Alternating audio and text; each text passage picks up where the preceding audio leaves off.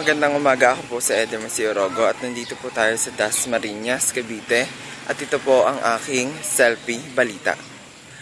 Matagal na pong pinoproseso ng kapitan namin ang pagre-renovate ng creek dito malapit sa Dasmariñas, dito po sa City Homes. Ngunit hanggang ngayon po wala pa rin pong nagagawang hakbang ang kapitan para baguhin ito.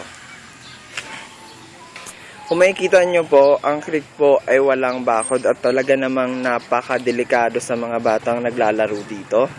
At kung makikita nyo po, marami pong basura at kahit anong oras po ay maaaring malaglag ang lupa dito.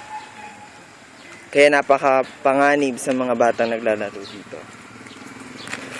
At kung makikita nyo naman po,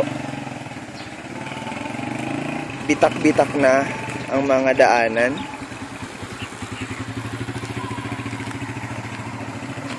Ayan ho, bitak-bitak na po ang mga daanan.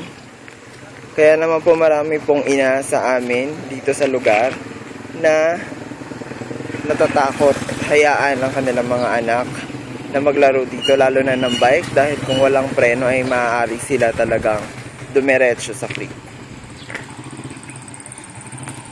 At yan po ang aking selfie balita.